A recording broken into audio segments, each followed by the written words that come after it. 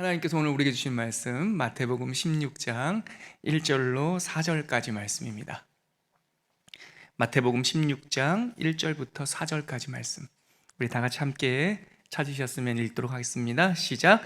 바리새인과 사두개인들이 와서 예수를 시험하여 하늘로부터 오는 표적 보이기를 청하니 예수께서 대답하여 이르시되 너희가 저녁에 하늘이 붉으면 날이 좋겠다 하고 아침에 하늘이 붉고 흐리면 오늘은 날이 굳겠다 하나니 너희가 날씨는 분별할 줄 알면서 시대의 표적은 분별할 수 없느냐? 악하고 음란한 세대가 표적을 구하나 요나의 표적밖에는 보여줄 표적이 없느니라 하시고 그들을 떠나가시니라. 아멘. 지난주부터 여러분 우리가 본격적으로 우리 마태복음 신약 성경을 읽기 시작했는데요. 아까 우리 예배 인도했던 명기룡 전도사님은 신약에 들어오니까 예수님 이야기 읽으니까 숨이 터져진다 이런 말씀하는데 제가 공감이 돼요. 그럴 수 있습니다. 구약 성경을 한 9개월 가까이 쭉 통독해 오다 보면 때로는 지칠 때도 있고 또 생소한 내용들도 많을 텐데 인내심을 가지고 계속 통독을 하다 보면 구약의 단맛이 있고 신약의 산뜻한 맛이 있어요. 근데 아무래도 신약은 우리에게 조금 더 익숙하죠. 그리고 오늘은 그 마태복음 두 번째 시간입니다. 이쯤 되면 마태복음을 시작한다 그러면 이제 선선한 바람이 부는 거예요. 요즘에 아침 저녁으로는 좀 쌀쌀하지 않습니까? 신약의 시대인 거죠. 그래서 이제 우리가 구약 여름, 혹시나 지난주도 말씀드렸듯이 좀 듬성듬성하셨던 분도 포기하지 않고 계속 읽어 나가시면 하나님께서 충분한 은혜를 주세요. 포기하지 않는 사람이 승리하는 사람이에요. 너희가 예수님 말씀에 너희가 선을 행하다 낙심하지 말지니 때가 이르면 거두리라 말씀하셨잖아요. 그러니까 말씀 있는 사람들의 특징은 삶, 꾸준히 하나님과 동행하겠다. 넘어지면 또 일어나겠다. 못하면 제가 늘 말씀드리지만 빚 갚는 마음으로 못 읽은 어제를 후회하지 말고 오늘부터 다시 시작하는 거예요. 항상 그렇게 시작하는 것이 복음의 정신과 맞습니다. 그래서 내일부터 마태복음 16장인데 원래 여러분 주보에는 오늘 인자가 오신 까닭이라고 하는 주제로 마태복음 20장 메시지를 나누려고 했는데요. 내일 마침 16장이 시작되길래 여러분들의 이 통독을 좀 돕기 위해서 16장 앞에 있는 본문 우리 16장 1절로 4절을 읽고 이 후반부, 복음서 후반부에 두드러지게 나타나는 특징이 뭐냐면 예수님의 정체가 드러나는 거예요. 처음부터 그러진 않았어요. 처음에는 예수님께서 감추시고 또 본인이 어떤 분인지 사람들이 알아보지도 못했지만 예수님의 공생애가 진행되면서 드디어 예수님이 어떤 분인지가 드러나게 돼요. 감추어질 수가 없는 거죠. 그래서 그 분기점이 되는 것이 바로 마태복음 16장이에요. 그래서 오늘 그 16장 내용으로 예수님께서 우리에게 주신 세 가지 표적이라는 주제로 한 말씀을 전할 거고요. 그 전에 우리가 좀 복습을 하려고 그래요. 새로운 내용이 아니고 지난주에 했던 공간복음 마태, 이럴 때 같이 한번 해볼까요? 공간복음 3권 시작. 마태, 마가, 누가복음. 이것은 같은 플롯 이야기 구조를 갖고 있기 때문에 공관복음이라고 그랬죠. 그래서 지난주에 제가 한 땀 한 땀 본문을 비교해 가면서 7개의 플롯이 있다 지난주에 전해드렸고, 또 특별히 마태복음 안에는 7개의 묶음이 있다 지난주에 말씀드렸어요. 그 두 가지를 조금 복습한 후에 오늘 한 말씀으로 복습한 후에 오늘은 스페셜하게 제가 마태복음 1장부터 28장까지 장 제목을 한번 쭉 설명드릴게요. 이게 제가 노 목사가 예전에 신학대학원 준비할 때 공부했던 방법 중에 하나인데요. 제가 장 제목을 다 외웠거든요. 특히 신약 성경은 죄송해요. 자랑이라고 다 외웠어요. 다. 놀라실지 모르지만 구약 성경도 거의 다 장 제목을 외웠어요.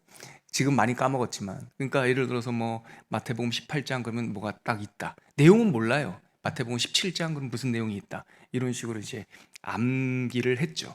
그때 도움을 받았던 것이 장 제목이에요. 그러니까 예를 들어서 마태복음 18장에 한 가지 사건만 있지는 않아요.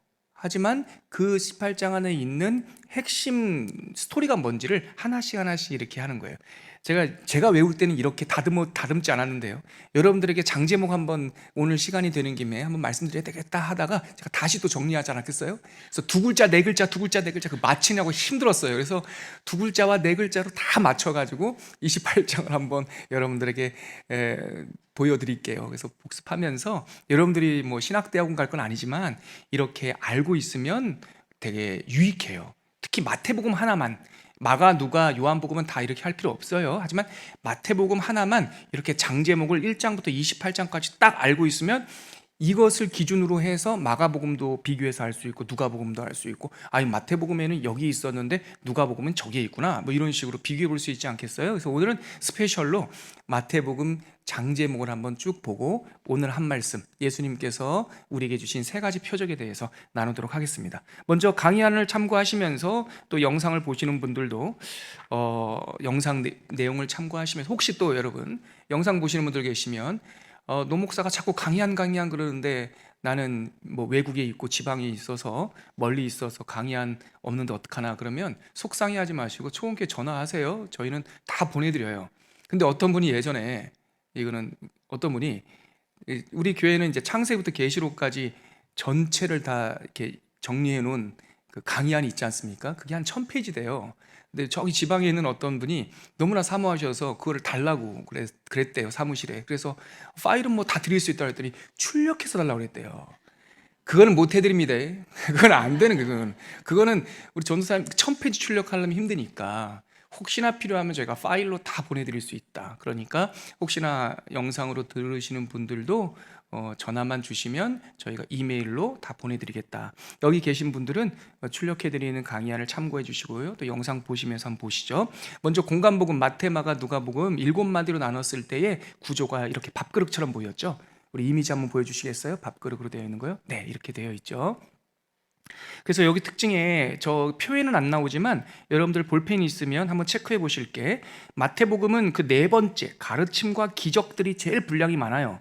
분량이 많은 게 특징이죠. 그리고 마가복음은 다섯 번째, 마가복음은 여섯 번째, 그 순환사가 참 이야기가 많죠. 전체 16장 중에 5장이 순환사니까 일주일 동안의 이야기가 마가복음은 강조되고 있고요. 누가복음은요, 후기, 즉 마지막 3년차 때 갈릴리에서 예루살렘으로 입성하시는 그 한 3개월 동안의 기간 속에서 10장이 할애되어 있잖아요. 그러니까 거기다가 별표로 한번 쳐보세요. 마태복음은 예수님의 가르침, 전파하심, 고치심의 핵심 분량을 많이 할애했다. 마가복음은 예수님의 순환사, 우리의 죄를 사하러 오신 어린 양 예수에 대한, 고난받는 종에 대한 이야기가 마가복음에 많이 남겨있다. 누가복음의 특징은 예수님께서 이 땅에 오신 아주 선명한 메시지, 직선적인 메시지, 갈릴리에서 예루살렘으로 입성하시는 그 3개월 동안의 여정을 통해서 우리들에게 아주 명료한, 유대인에 대한 기본 정보가 없더라도 딱 알아들을 수 있는 수많은 비유와 설교가 있다. 이 정도만 알아두셔도 좋습니다. 이 구조를 다 알 수는 없지만, 숫자 특히 알 필요는 없지만 7마디만 한번 이 표를 보면서 같이 두세 글자씩 제가 정리했는데요. 1번이 뭐죠? 서막이죠. 그 밑에 조그만 글씨가 보일지 모르겠지만 예수님의 탄생 이야기고요. 두 번째 이야기 줄거리가 공생애를 준비하는 거죠. 준비하시면서 세례 요한이 등장했고 예수님이 시험을 받으시는 40일 광야 시험. 그 세 번째가 초기 사역이죠. 회개하라, 천국이 가까웠느니라. 지난주에 나눴던 하나님 나라 선포와 제자들을 콜링하는 거고요. 12제자가 동시에 기록되어 있는 거, 마가복음은 그렇게 기록되어 있지만 마태복음, 누가복음, 요한복음에는 갈릴리 어부였던 네 제자를 먼저 부르는 그런 이야기가 초기 사역이죠. 가운데 네 번째, 가르침과 기적들. 이거는 우리가 지난주에 나눴지만 그냥 가르치며 전파하며 고치시다, 가전고 이렇게만 외우시면 돼요. 예수님께서 천국 복음을 가르치시고 하나님 나라를 전파하시고 병든 자를 고치셨다. 다섯 번째 후기는요, 제자도죠. 예루살렘으로 올라가는 길에서 그러므로 너희는 이렇게 살아라. 예수님의 삶을 긴 설교로 본다면 후기가 적용점이죠. 이렇게 3년 동안 제자 훈련 받았으니까 예수님의 제자들은 이렇게 살아야 된다, 충성해야 된다, 잘 준비해야 된다, 또한 선을 행해야 된다, 고난을 받거든 그것을 낙심하지 말고 이겨내야 된다, 등등 그런 제자도 이야기가 후기 사역에 남겨 있고요. 자, 순환사 마지막 일주일, 예수님께서 입성하셔서 금요일 날 십자가 지실 때까지의 일주일 이야기가 있고요. 뭐 혹시나 여러분 영상 저 한번 보여주시겠어요? 영상을.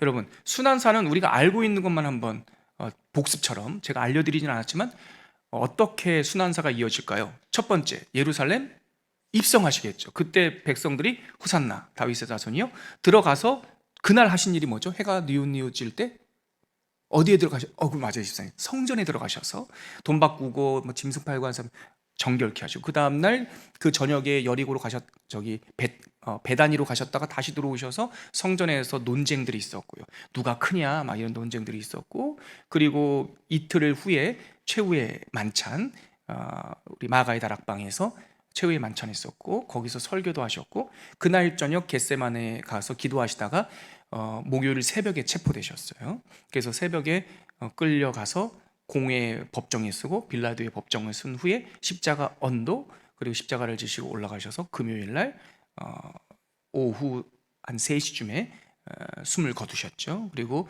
아리마대 요셉의 무덤에 안치되시고 금요일 토요일 지나고 주일 3일째 되는 새벽에 주님께서 부활하시는, 이것이 바로 순환사의 줄기죠. 다시 아까 그 밥그릇과 같은 플롯 그림 한번 보여주세요. 7번째 마지막, 그렇게 죽으심으로 끝난 것이 아니라 부활, 이게 7번째 줄기죠.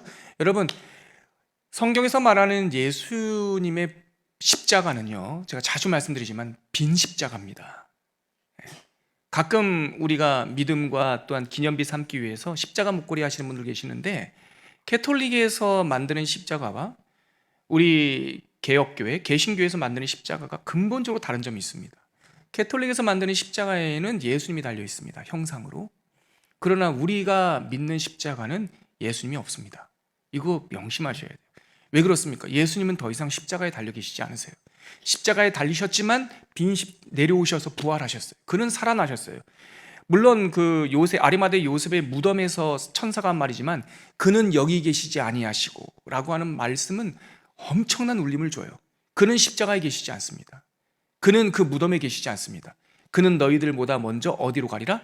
갈릴리로 가리라. 그 갈릴리가 이들의 삶의 터전이잖아요. 그럼 예수님은 지금 어디에 계십니까? 지금 우리들의 삶 속에 성령으로, 우리의 그리스도의 영으로 우리와 함께 계신단 말이죠. 그래서 우리가 믿는 십자가는 부활의 십자가, 승리한 십자가예요. 그래서 예수님의 이야기는 순환사에서 끝나면 안 되고 꼭 승리의 부활, 승천까지 가야 되는 거예요. 그게 7번째 이야기죠.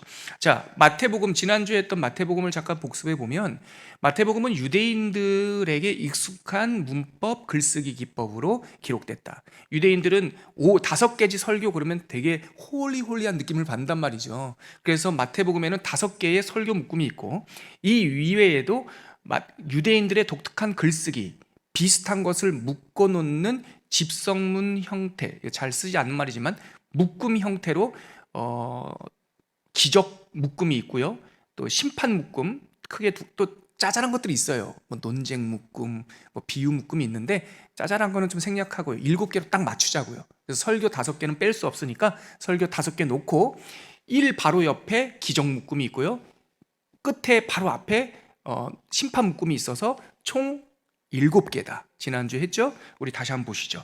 강의 한번 보시면 마태복음 속에 담겨있는 7가지 이야기 묶음이 있는데, 회색으로 색칠한 것이 설교가 아닌 기적과 심판 묶음이고, 색칠이 안 돼 있는 5가지가 마태복음의 줄기를 이루는 5가지 설교다. 우리 같이 한번 읽어보죠. 1번이 뭡니까? 산상설교죠. 5장부터 5, 6, 7장 3장. 기적 묶음이 있죠? 기억나세요? 문백배 푼 거 안 할게요. 네. 그 다음에 파송 설교 묶음이 있죠. 또 천국은 마치 7개. 이것도 방언이긴 한데 기억나세요? 씨가 자랐죠?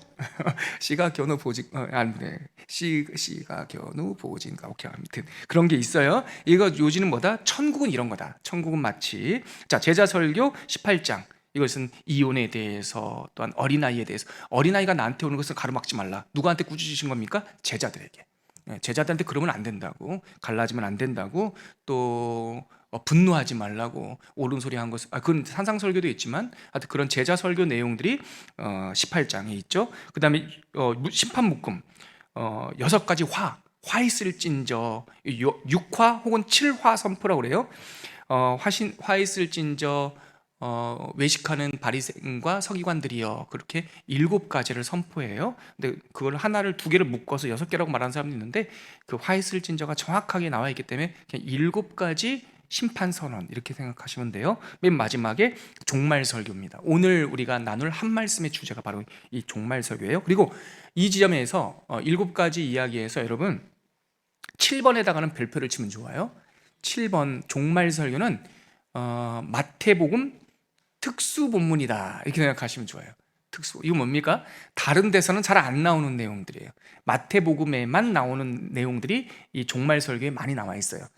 그 다음 2페이지에 가면, 그래서 지난주에 이것도 다 했던 건데요, 이 7가지 복음서 플롯, 서막, 준비, 초기, 사역, 후기, 순환, 부활까지 7개 이야기 줄기에 마태복음 28장을 다 이렇게 위치를 해놓은 거죠. 참고하시면 좋습니다. 거기 노란색으로 칠해져 있는 것은 설교 묶음이고요. 그리고 제가 이번 주 질문 받았어요. 목사님, 강의 안 보니까 그 목차 뒤에 빨간색, 보일 듯 말 듯 빨간색 점이 하나 찍혀 있다고. 찍혀 있어요? 그게 뭐냐고. 앞에 말했던 7개 있죠? 7개, 산상설교부터 시작해서 기적묶음, 파송설교, 천국설교, 제자설교, 심판묶음, 종말설교, 앞에 바로 7개. 그거예요, 그거.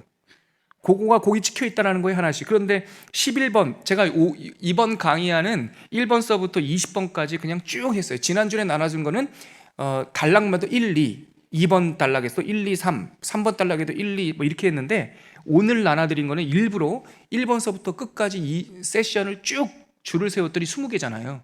20개. 그 중에 11번 보면 복음 전파, 거기에 별이표가 2개 찍혀 있죠. 묶음에 2개 있다는 거예요, 그 단락 속에.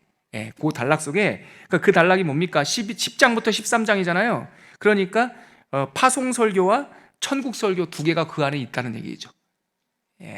깨알 같은 꼼꼼한 노목사. 하여튼 근데 이거 설명 안 해주면 뭔 말인가 싶을 것 같아서 그렇게 7개를 제가 별표를 꼭 찍어놨다. 참고만 하세요. 이거는 이거 외우면은 여러분 신학교 가셔야 됩니다. 외우지 마시고 그냥 참고만 하시다가 마태복음 읽을 때, 그러니까 이런 성경책 있잖아요. 우리 갖고 있는 성경책에 테이프로 붙여서 이렇게 접어서 그냥 꽂아놔도 괜찮아요. 이렇게 해놓고.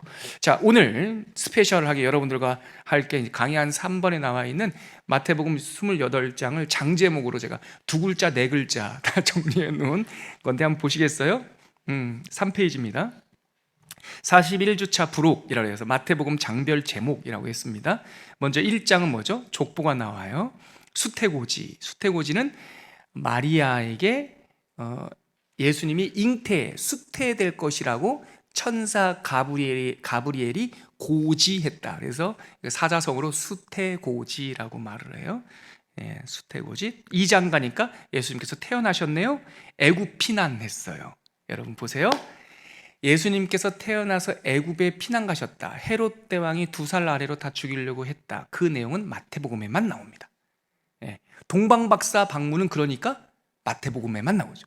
근데 예수님이 태어났을 때 그러니까 예수님이 태어날 때 동방박사도 방문했지만 목자들도 방문했죠. 유대의 들판에서 양치던 목자. 그거는 누가복음에 나옵니다. 그러니까 동방박사 이야기는 마태복음, 애굽 피난도 마태복음, 이렇게 생각하시면 됩니다. 그리고 이제 3장, 거의 한 단락 나눈 것이 묶음이 다르다는 뜻이에요. 3장 가면은 저 한번 보세요.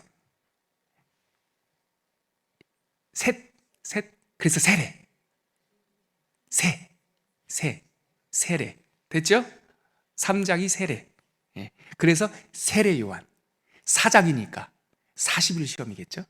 아무튼 4명 제자고 이런 것까지 다 여러분.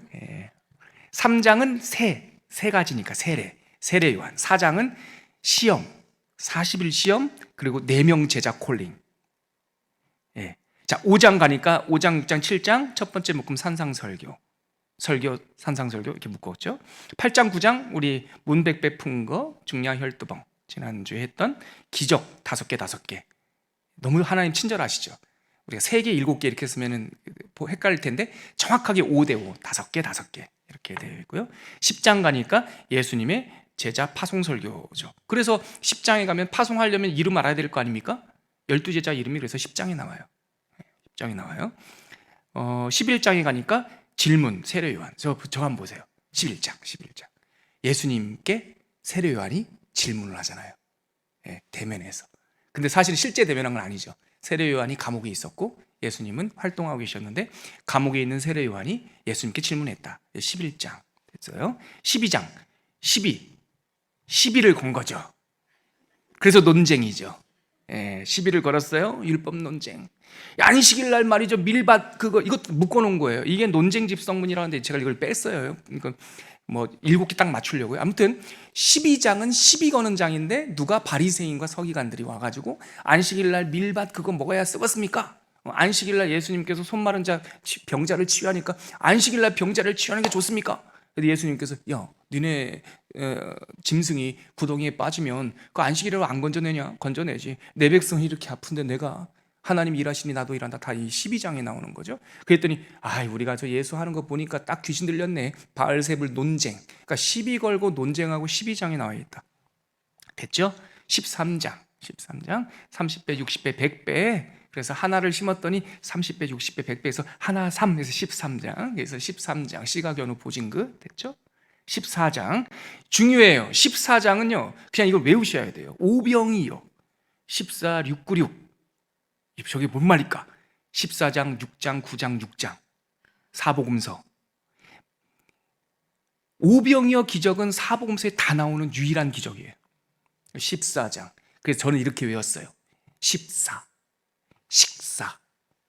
산 위에서 5,000명이 식사했다.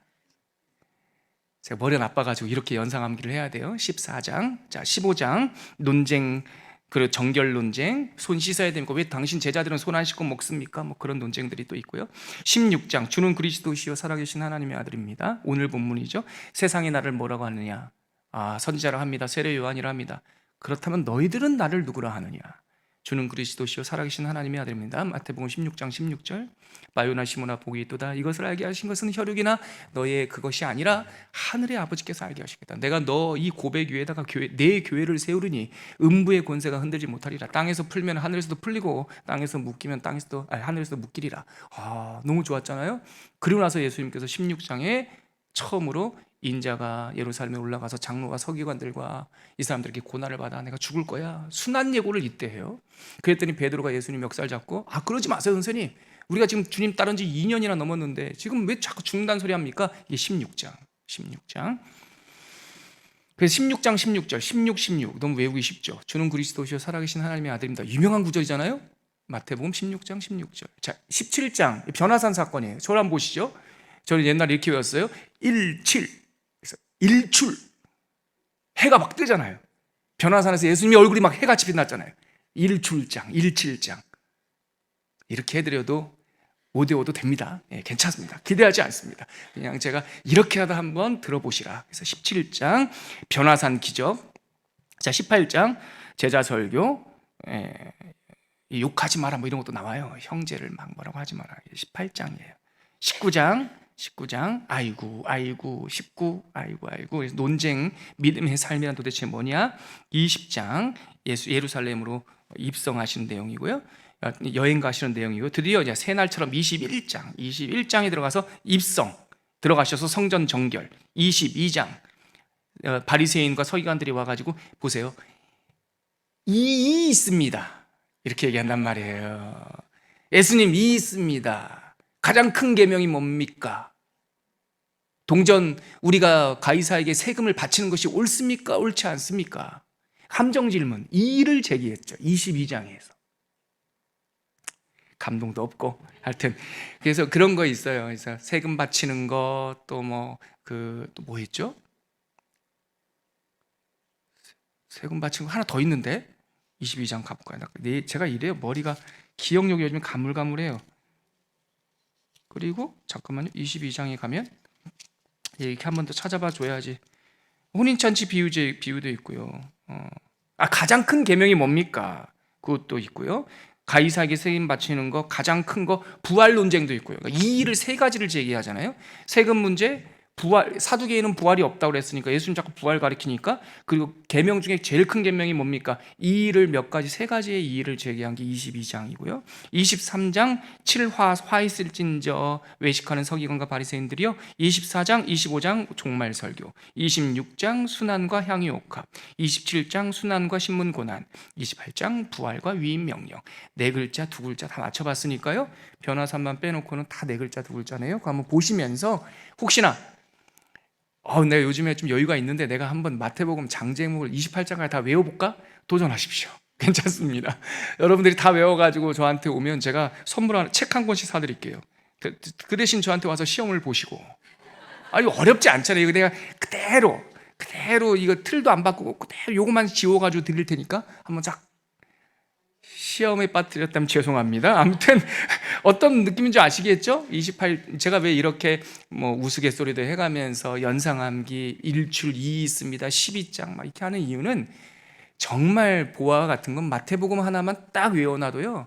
마가, 누가, 요한복음이 저절로 풀려요. 그러니까 한번 도전해 보시면 좋겠다. 오늘 여러분들과 이제 마태복음 두 번째, 다음 주는 마가복음을 나눠야 되는데요.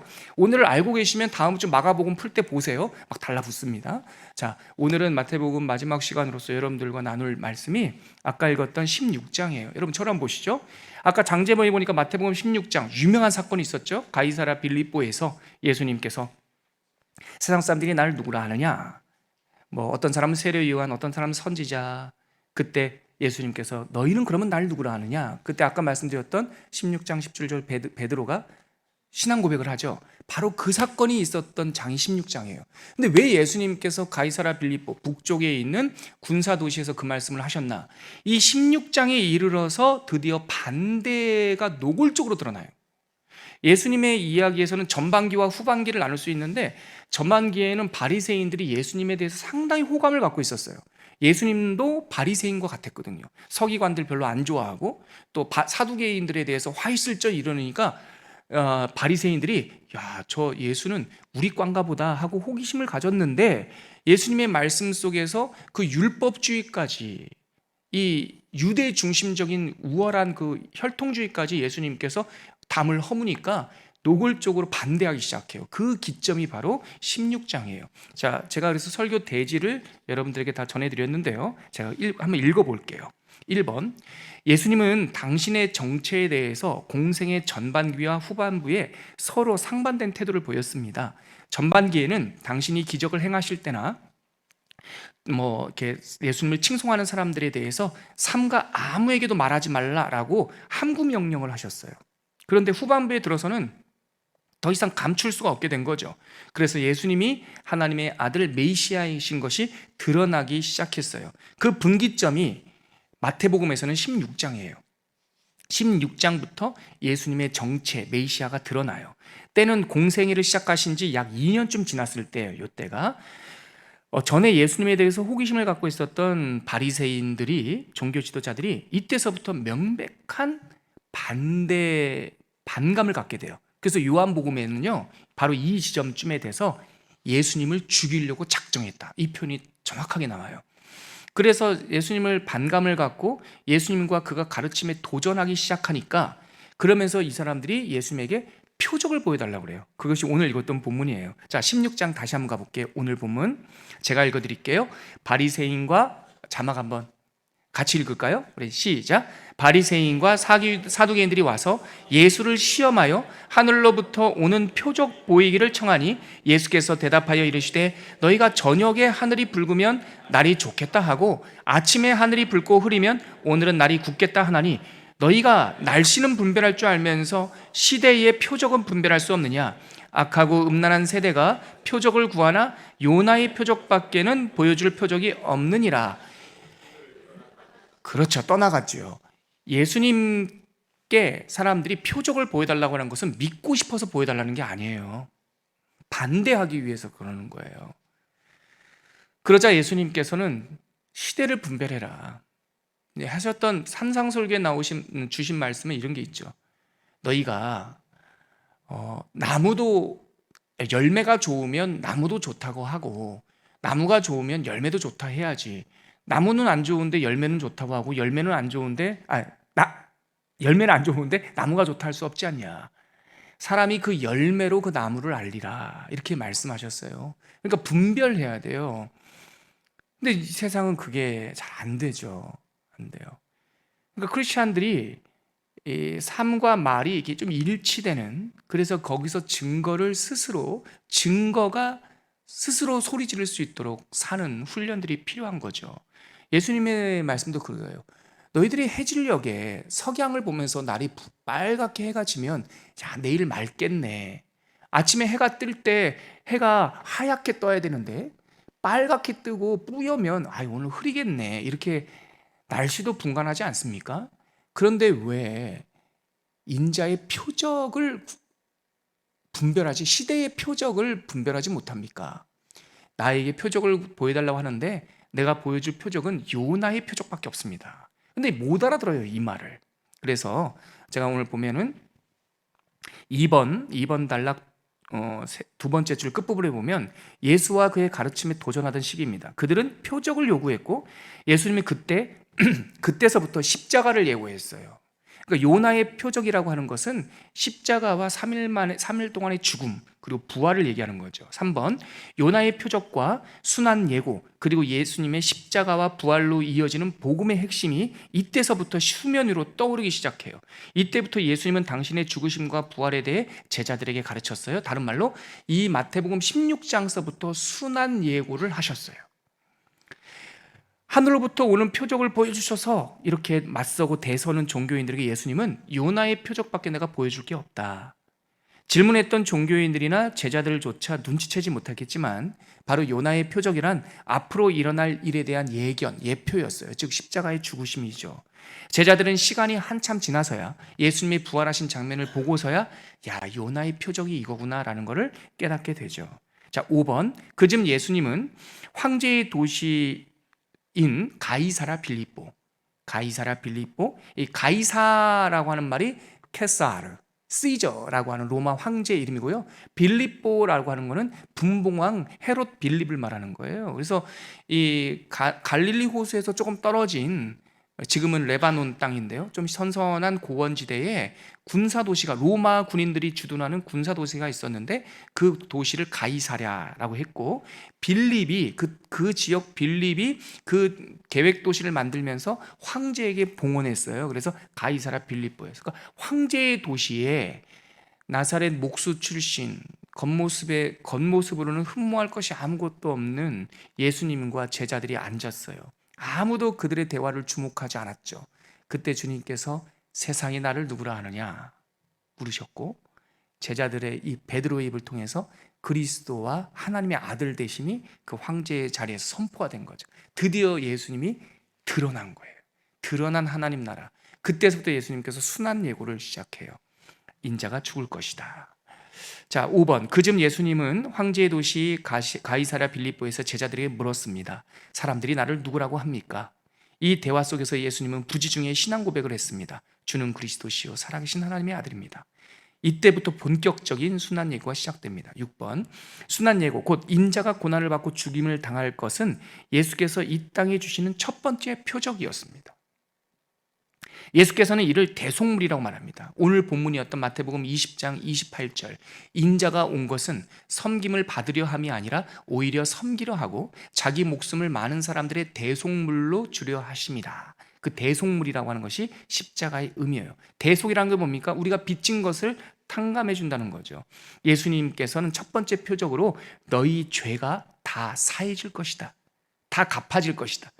너희들의 빚이 생명빚이 탕감될 것이다 라고 하는 말씀을 표적으로 주신 거예요.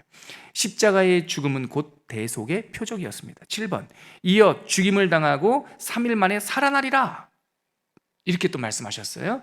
이것이 두 번째 표적이에요. 빚을 갚는 것으로 끝나는 것이 아니라 빚이 탕감된 우리들에게 아들의 옷을 입혀주겠다는 거예요. 여러분 주님의 구원, 우리들에게 완성된 주님의 구원은 이중적입니다. 먼저 모든 원죄와 과거의 죄와 미래의 죄를 예수님의 십자가로 대속하시는 사건이에요. 우리를 정결케 한 칭의예요. 칭의. 동시에 예수님을 믿은 우리들을 거룩하게 승귀 높여주세요. 성화시켜주세요. 그것이 부활의 상징이에요. 그래서 부활은 십자가로 첫 열매가 되셨지만 고린도전서에 보면 예수 그리스도는 부활의 첫 열매지만 그것을 통하여 우리를 부활에 이르게 하는 거예요. 그러니까 우리는 그 부활을 대망하고 이루어졌지만 우리에게도 이루어지기를 바라면서 그것이 두 번째 표적. 3일 만에 인자가 3일 만에 살아나리라. 이것이 두 번째 표적이었습니다. 7번의 두 번째 줄이에요. 앞서 예수님께서 말한 요나의 표적은 그의 죽으심과 부활 사건에 대한 비유입니다. 예수는 이 사건을 통해 과거의 모든 죄와 죽음이 대속되었음을 선언하셨고 앞으로 부활을 통해서 영원한 삶이 열렸음을 선언하신 것입니다. 구원은 대속과 부활로 완성됩니다. 이것은 십자가 위에서 생수처럼 흘러내려서 이제 미래로 막 흘러가요. 다른 복음서와 달리 마태복음은 미래에 될 일을 예고편처럼 담아주셨는데 그것이 바로 종말설교 마태복음 24장과 25장. 이 종말설교를 통해 예수님은 십자가 완성 이후에 펼쳐질 인류의 미래, 종말의 이야기를 쫙 펼쳐져 요약하고 계세요. 종말설교 안에는 예수님이 우리에게 들려주는 세 번째 표적이 담겨 있어요. 학자들은 이것을 말세의 징조, 완성의 표적이라고 부릅니다. 십자가와 부활의 표적이 이미 성취된 것이라면 마태복음 24장, 25장에 담겨 있는 종말 설교는 마지막 표적이에요. 우리가 은혜의 시대를 살아갈 때 예수님의 재림을 예견할 수 있는 세 번째 사인인 거죠. 그것이 종말 설교의 주제예요. 10번 끝까지 견디는 자는 구원을 얻으리라. 마태복음 24장 종말 설교에서 말씀하셨는데 즉 어떠한 환난과 시련이 있더라도 견디는 자에게 완성, 구원을 주실 것이라고 하는 언약입니다. 왜냐하면 마지막 표적을 이루는 과정에서 시련이 있기 때문에 미혹하는 일이 있을 것이라고 종말 설교에 말씀하셨어요. 이게 세 번째 표적이에요. 예수님께서는 11번입니다. 난리와 여러 소문 그리고 곳곳에 기근과 재난과 전쟁이 일어날 것이라고 말씀하셨어요. 지금 이 은혜의 시대에 살고 있는 우리들의 삶에 기근, 난리, 소문, 재난 이런 것들이 있을 거예요. 그러니까 사도 바울은 말하기를 형제들아 너희들을 야고보서에서요. 형제들아 너희를 연단하기 위해서 오는 불시험 당함을 이상한 일 당하는 것으로 여기지 말고 하나님께서 우리를 연단하셔서 하나님의 성화된 사람, 경건한 사람으로 우리를 준비시킨다라는 것을 알아야 되고 그래서 성도의 삶에서는 적당한 고난과 시련이 있다. 이게 세 번째 예고였죠. 이때 세상은 11번 두 번째 줄입니다. 이때 세상은 성도들을 박해할 거예요. 그러니까 교회의 목적은 세상에 칭찬받는 게 아니에요. 세상 사람들이 우리를 향해서 세상의 많은 그리스도를 대적하는 사람이 아니라 세상이 우리들의 교양과 우리들의 삶을 주목해서 저런 향기가 있구나. 예수님을 발견하는 것도 좋지만 우리가 세상에 덕을 행하는 것도 좋지만 교회의 목적이 세상의 인기를 영합하기 위한 것은 아니다. 이것을 분별하셔야 돼요. 그래서 우리는 세상을 잘 교양과 상식과 덕으로 주님의 사랑으로 섬기지만 세상이 우리를 핍박할 때 죄책감이나 낙심하면 안 된단 말이에요. 그때 우리를 비춰볼 수 있는 것은 세상의 여론이 아닙니다. 세상의 박수 소리가 우리의 점수가 아니에요. 하나님을 바라봐야 돼요. 하나님 앞에 양심과 신앙으로 어그러짐 없는 것을 확인하셔야 돼요. 우리가 주의 뜻대로 행하는데 세상에서의 박해가 찾아온다? 기쁜 마음으로 받아야 되는 거예요. 요즘 우리가 살고 있는 시대가 자유와 또한 많은 개방된 사회여서 우리나라에서는 이렇게 노골적인 종교 박해 이런 것들이 없지만 은근한 것은 있어요, 여러분. 은근한 반대가 있습니다. 노골적인 반대는 아니어도 근데 예를 들어서 이런 게 있죠. 예를 들어 지난 정부 때 차별금지법 이런 걸 만들어서 교회의 강단조차도 그 법으로 규제해서 예를 들어서 동성애와 가정을 파괴하는 풍조에 대해서 죄다라고 말하면 그러면 감옥 간다. 그런 독소 조항이 있습니다. 차별금지법을 보면 거기에 인종차별하면 안 됩니다. 맞는 말이죠. 그리고 빈부 때문에 차별하면 안 됩니다. 지역사회 때문에 차별하면 안 됩니다. 그러한 좋은 말들이 많아요. 근데 그 중에 독소가 있단 말이에요. 신앙을 빙자해서 그들의 말이에요. 신앙의 요소가 성적 취향이나 뭐 이런 것들을 죄로 단정하면 안 된다. 이게 있다니까요. 지금은 공교육기관에서 그래요. 학교에서 그런 말 했다간 선생님이 고소당해요. 근데 만약에 목사에게 그걸 못하게 한다. 그럼 왜? 성경이 있는데 어떻게 해? 남색하는 자, 여색하는 자, 순리를 영리로 쓴 자, 그것은 인간의 본질적 죄라고 로마서에 나와 있잖아요. 근데 그걸 설교를 했는데 차별금지법에 걸려가지고 노목사 감옥 가라고 하면 제가 기쁜 마음으로 다녀오겠습니다. 진짜 그런 각오가 있어요. 정필도 목사님, 나는 그런 날이 성도님들에게 안 오기를 바라지만 만약에 그런 날이 찾아온다. 성경 있는 그대로 설교하는데 강대상에서 창조론을 말하고 하나님의 창조를 말하고 하나님의 거룩함을 말하고 그리고 그거에서 벗어난 것은 죄입니다 말하는데 그것이 뭐 인권 차별 뭐 어때가지고 저를 누가 고소한다. 다녀오겠습니다, 여러분. 여러분들이 뭐 담임 목사 다른 사람 청빙할 일도 없을 거고 기쁜 마음으로 다녀올게요. 그 책 많이 읽고 삼시세끼 밥 잘 먹고 다녀올게요. 가다 와서 또 하죠. 뭐 또 가라면 또 가죠. 그럴 각오를 해야 된다는 거예요. 제가 말씀드린 극단적인 예를 사실 오늘 영상도 찍고 있어서 이렇게 얘기한다는 게 좀 부담은 돼요. 그런 시대가 당장은 아니기 때문에 괜히 성도님들에게 긴장을 드리는 것 같아서 죄송스러운데 성경에서 말하는 이 요지 세 번째 표적을 말씀드리기 위해서 제가 조금 이렇게 극단적인 예를 들었습니다. 성도 여러분, 예수님께서 말씀하신 세 번째 표적이 뭐냐면 교회가 잘 살면 세상부터 박수 받을 것이다가 아니에요. 대부분의 그런 경우도 있지만 말세로 다가가면 다가갈수록 세상은 우리를 박해할 것이라고 예수님께서 말씀하셨어요. 그럴 때 세상에 우리를 비춰보지 말고 세상에 비춰보기 전에 하나님의 말씀에 비춰봐야 된다는 거예요. 그래서 그것을 분명히 잡고 그래서 11번 두 번째 줄 세상은 성도를 박해할 것이고 경건한 사람들은 미움을 받을 것이라고 예수님의 종말 설교에 분명히 나와 있어요.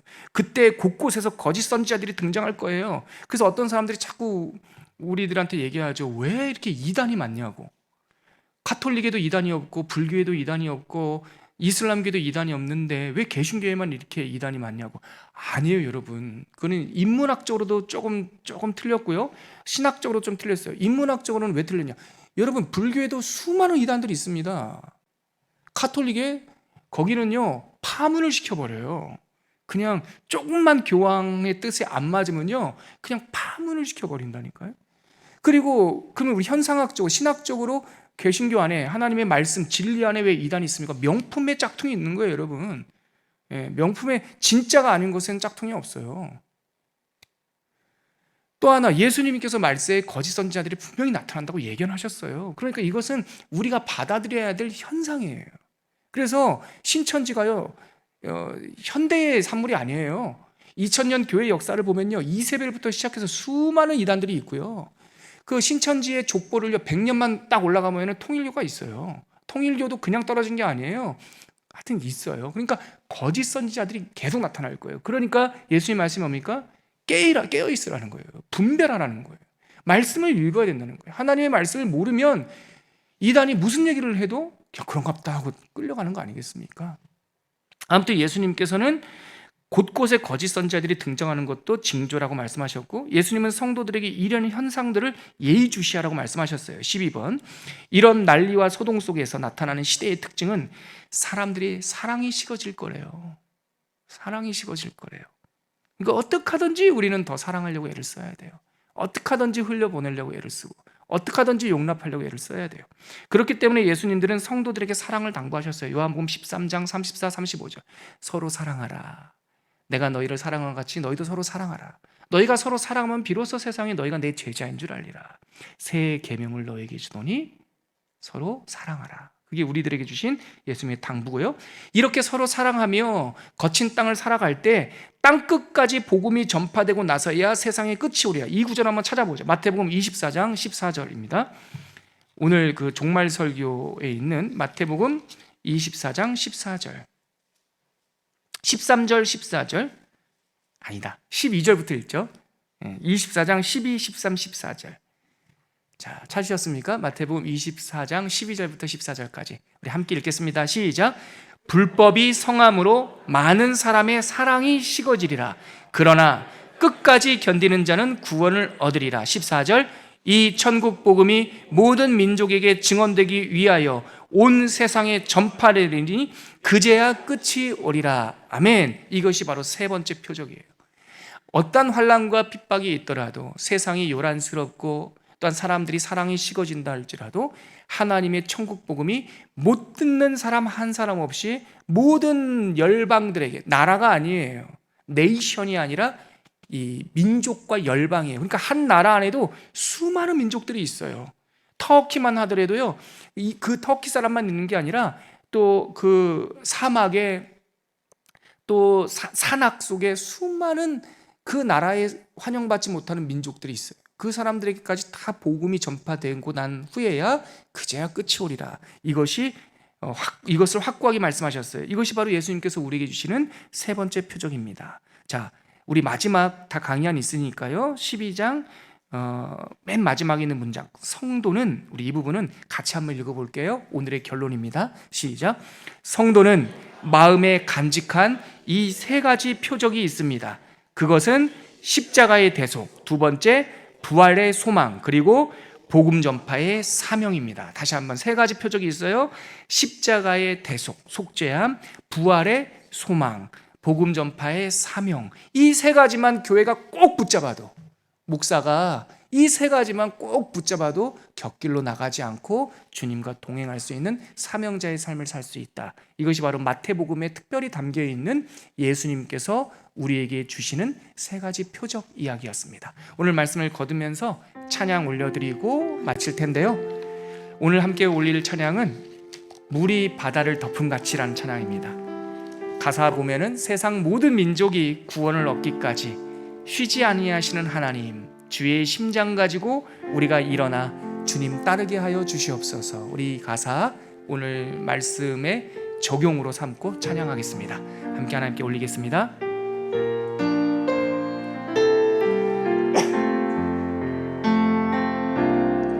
세상 모든 민족이 구원을 얻기까지 쉬지 않으시는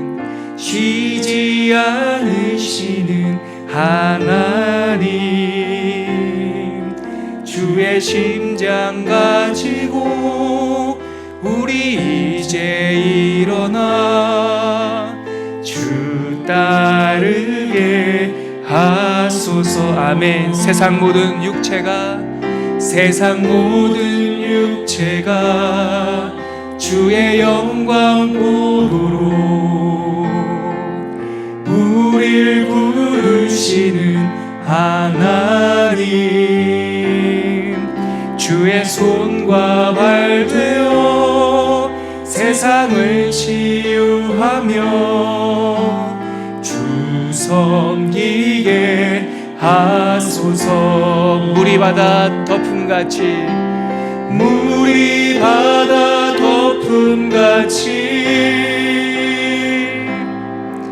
여호와의 영광을 인정하는 것이 온 세상 가득하리라.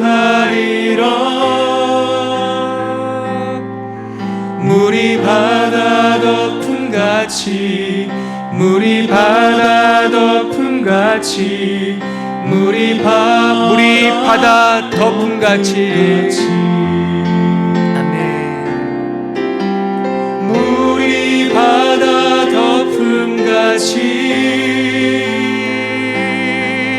여호와의 영광을 인정하는 것이 온 세상 가득하리라. 물이 바다 덮음같이 물이 바다 덮음같이.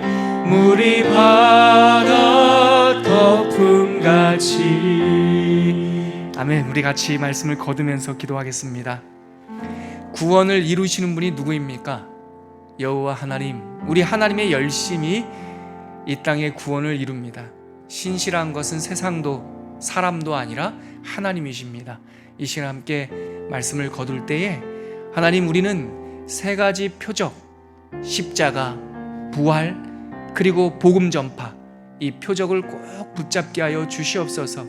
세상이 요동해도 물이 바다 덮음같이 여호와의 영광을 인정하는 것이 세상에 가득할 것이라고 하는 이 예언의 말씀처럼 하나님의 말씀이 온 열방에 전파될 것이다.